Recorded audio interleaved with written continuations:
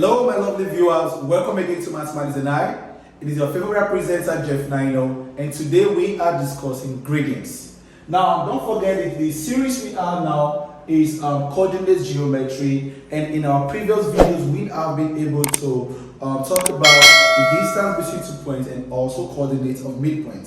So today we shall be looking at gradients. Now, gradient is actually, represented by letter N. Now, what does the word gradient means? Now, the word gradient simply means slope of a curve. The slope of a curve. So now, if you are to refer this to the gradient between 2 points, it simply means the slope between the 2 points. All right. Now, if for instance we have 2 points, point A given as x1, y1, and point B given as x2, y2. All right. If we want to bring the formula for solving the gradient between 2 points, these 2 points, which is A and B, okay, gradient between A, B becomes, now we need to know the ratio of the length of the horizontal compared to the ratio of the length of the vertical. Are we there? Now, if we should represent this using a graph, a rough sketch, okay, and then we say this is point A and this is point B, all right, and then in our point A the coordinates include x1, y1, and in point B the coordinates include x2, y2. All right. Now, this line here is referred to as the slope, which is the gradient. Now, if we introduce a line by forming a right angle triangle, okay. Now, the length of the vertical line, remember this is the positive y-axis and the negative y-axis. And this is the negative x-axis and the positive x-axis. So it simply means the vertical line is the y-axis and the horizontal line is the x-axis. So if we want to get the formula for solving the gradient between A and B, it simply means the ratio of the length of the vertical line, which is changes in the length of the vertical line. Now, the vertical line includes y2 and y1 because y2 and y1 belongs to the vertical line. So when you say changes in the vertical line, it simply means y2 minus y1. Now, all over, because we use the word ratio, all over. Now, when you say the changes in the horizontal line, now don't forget that the horizontal line has to do with the x-axis. Now, I have x2 and then I have x1. So the changes here becomes x2 minus x1. So it simply means that the gradient between the 2 points A and B is not equal to y1 minus y2 over x1 minus what? x2. This formula is wrong. This is the formula you can apply when solving for the gradient between 2 points. y2 minus y1 over x2 minus x1, which simply means the slope between A and B. Don't forget we said that the word gradient simply refers to as the slope. Are we there? The slope. You see, this is a slope. So now, we have been able to see the formula which we can apply to solve gradients between 2 points, which is y2 minus y1 over x2 minus x1. So now that we know the formula, the next is how can we actually apply this formula, okay? How can we actually apply, all right, this formula to solve problems? Now we are going to be solving 2 questions, and with the help of these 2 questions, you will understand how you can actually apply this formula. Now, without wasting time, okay,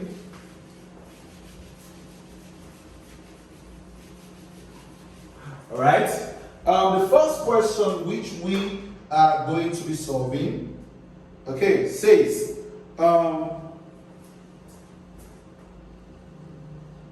question 1. Given,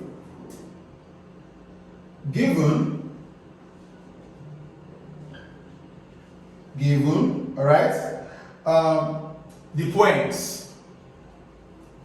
Given the points E, 2, 5, and F, -3, 9. Full stop. Find the gradient.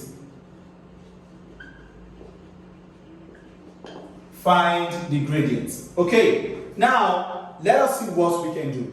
Here we are given 2 points, which is point E and point F, and then we are told to find the gradient between these 2 points. Don't forget we said that the formula for gradient between 2 points, which we are using E and F,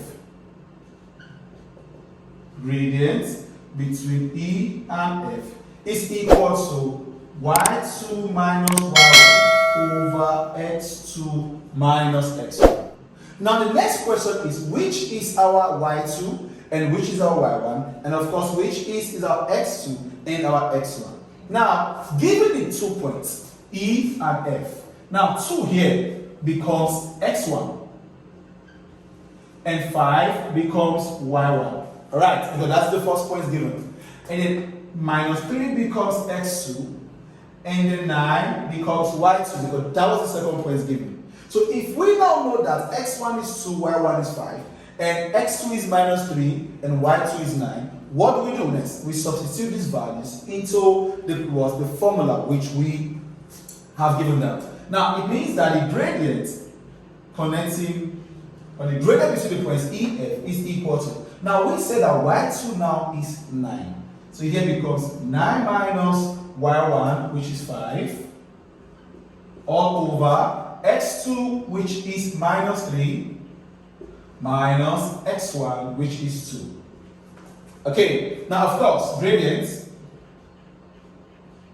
becomes 9 minus 5 gives us 4, over -3 minus 2 gives us a -5. And so our final answer becomes -4 over 5, because it is not allowed to, to leave a negative sign as the denominator. All right. So you take the negative sign to the numerator, and of course it becomes -4 over 5. So it simply means that the slope or the gradient between the points E and F, given these coordinates, is -4 over 5.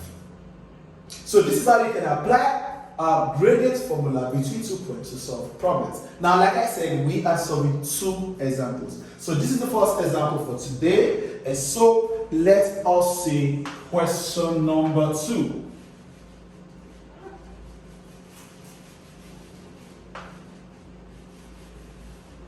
Question number 2. Okay, now without wasting time, question number 2 says, given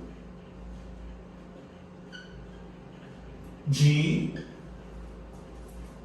7 minus 9 and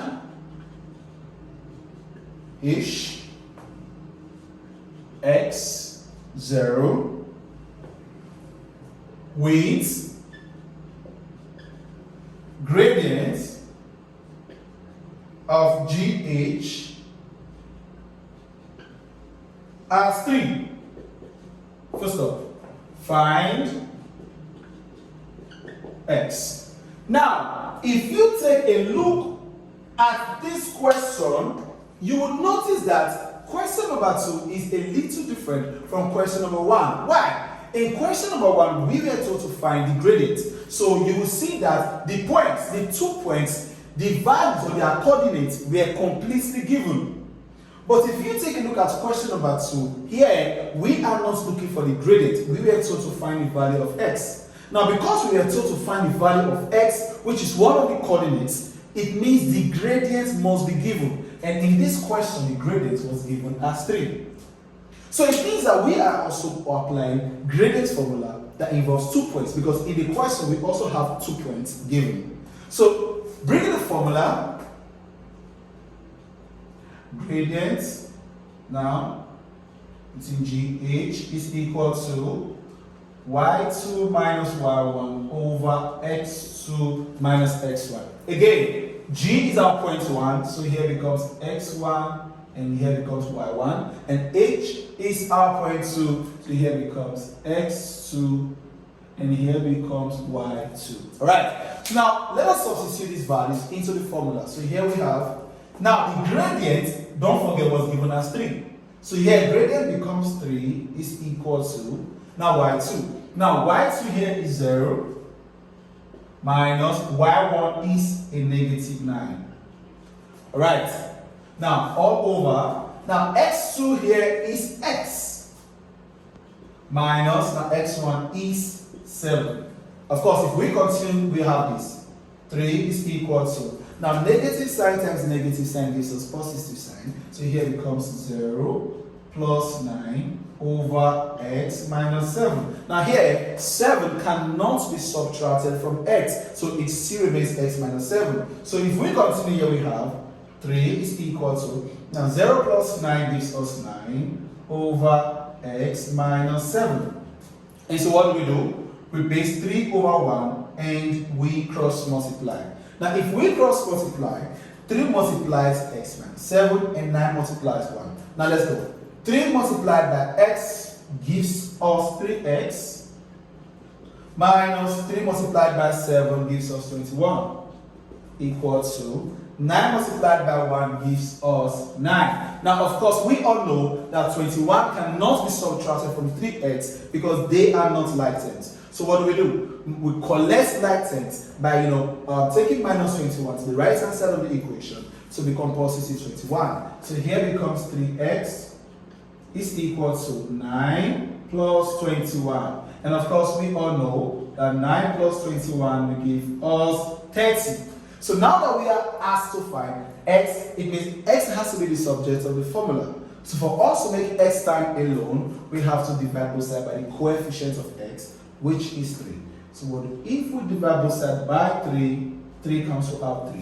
What do I have? X. Now 30 divided by 3 gives us 10. So it means the value of x given these points and gradient to be 3 is 10. So you see how you can actually solve gradients between 2 points and how you can actually apply this formula in solving the problems. So you see that solving problems with gradients is very easy. So class, we have finally come to the end of today's teaching and I hope you've learned something new. So if this is the first time joining us, please don't forget to subscribe to our channel and also don't forget to share our videos. Till we meet again in our next class, keep on watching Mathematics and I, and bye for now.